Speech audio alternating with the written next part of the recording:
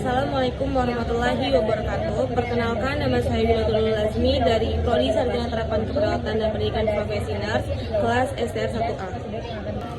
Baiklah, di sini saya akan menjawab pertanyaan tugas dari Pak Nero. Yang pertama, di mana letak dan jenis aliran kulit? Aliran darah kulit pertama berada di lapisan dermis. Kulit terdiri dari 3 lapisan, yaitu epidermis, dermis, dan hipodermis. Epidermis yaitu lapisan terluar kulit yang tidak memiliki pembuluh darah, sedangkan dermis yaitu lapisan tengah yang kaya akan pembuluh darah. Di sini terdapat 2 jenis utama aliran darah. Yang pertama, plexus superficial, terletak di bagian atas dermis, dekat dengan batas epidermis. Pembuluh darah di sini memberikan nutrisi dan oksigen ke lapisan epidermis melalui difusi.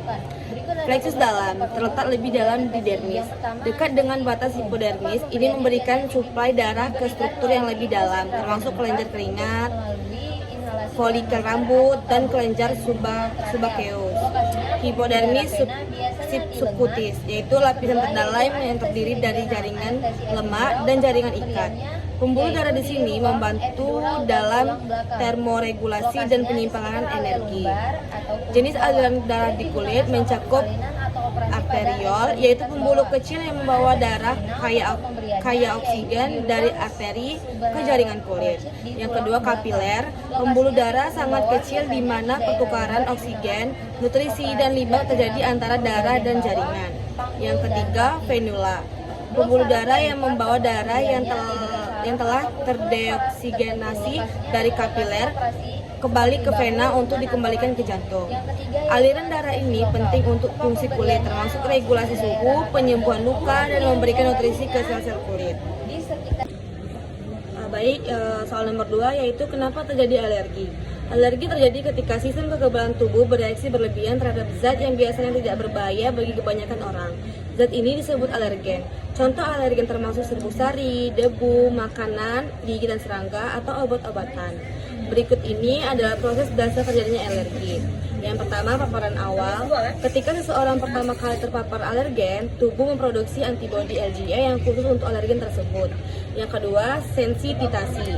Antibodi IgA tersebut menempel pada permukaan sel mast dan basofil atau yang disebut jenis sel darah putih di berbagai jaringan tubuh termasuk kulit, paru-paru, dan saluran pencernaan. Yang ketiga yaitu paparan ulang. Ketika orang tersebut terpapar kembali dengan alergen yang sama, alergen tersebut akan berkaitan dengan antibodi IgA pada permukaan sel mast dan basofil yang bisa menyebabkan sel-sel ini melepaskan berbagai zat kimia termasuk histamin. Reaksi alergi pelepasan zat-zat kimia ini menyebabkan gejala-gejala alergi seperti gatal-gatal, ruam, bersin hidung tersumbat, sesak napas, atau pembekakan. Reaksi bisa bervariasi dari ringan hingga parah tergantung pada individu dan alergi yang terlibat. Faktor genetik dan lingkungan juga memainkan peran dalam perkembangan alergi. Jika salah satu atau kedua orang tua memiliki alergi, anak mereka lebih cenderung mengalami alergi juga. Selain itu, paparan alergen tertentu pada usia ini juga bisa meningkatkan risiko terjadinya alergi. Nomor 3 yaitu apa beda pruritus gatal-gatal yang diakibatkan oleh jamur, virus, dan bakteri. Infeksi kulit yang menyebabkan gatal-gatal dapat disebabkan oleh jamur, virus, bahkan bakteri, dan masing-masing memiliki karakteristik serta pengobatan yang berbeda. Berikut adalah perbedaannya. Jamur, penyebabnya yaitu infeksi jamur disebabkan oleh berbagai jenis jamur seperti dermatofit dan ragi. Gejalanya biasanya menyebabkan ruam kemerahan, bersisik, dan gatal. Beberapa contoh infeksi jamur adalah kurap, infeksi jamur pada kaki, dan kandidiasis.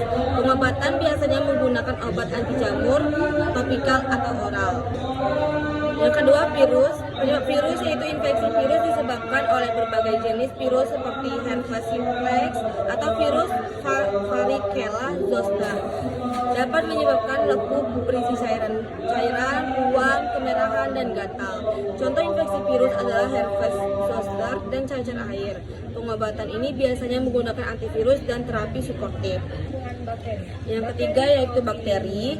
Gejala bakteri dapat menyebabkan kemerahan, pembengkakan, rasa sakit, dan kadang-kadang nanah. Contoh infeksi bakteri adalah impetigo dan selulitis. Pengobatan ini biasanya menggunakan antibiotik topikal atau oral. Jika Anda mengalami gatal-gatal yang persisten, sebaiknya konsultasikan dengan profesional medis untuk diagnosis. Dan yang keempat yaitu di mana sih tempat pemberian obat. Tempat pemberian obat di kulit atau rute topikal mencakup beberapa metode, tergantung pada tujuan pengobatan dan jenis obat. Beberapa tempat pemberian obat di kulit yang umum meliputi krim dan salep, dioleskan langsung ke area kulit yang membutuhkan perawatan seperti untuk infeksi kulit, eksim, atau psoriasis. Yang kedua yaitu plester transdermal yang ditempelkan pada kulit untuk memberikan obat secara terus-menerus selama periode waktu tertentu. Contohnya termasuk plester nikotin untuk berhenti merokok atau plester hormonal untuk kontrasepsi.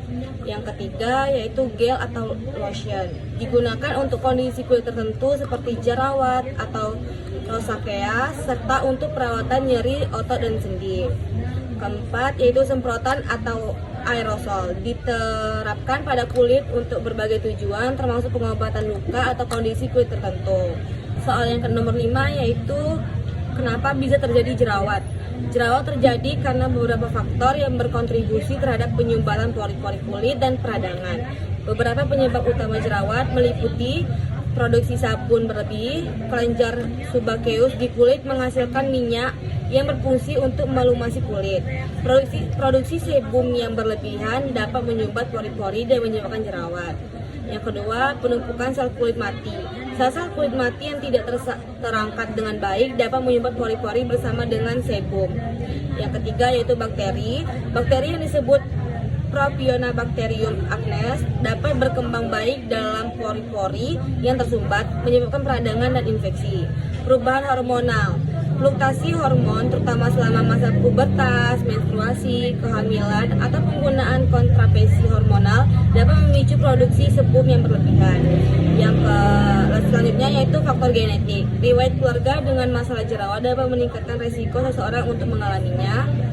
Selanjutnya yaitu stres dapat memicu produksi hormon seperti kortisol yang dapat meningkatkan produksi sebum. Makanan dan gaya hidup. Makanan tinggi gula dan produk susu terkadang dikaitkan dengan peningkatan resiko jerawat. Kurang tidur dan kebiasaan merokok juga dapat berkontribusi.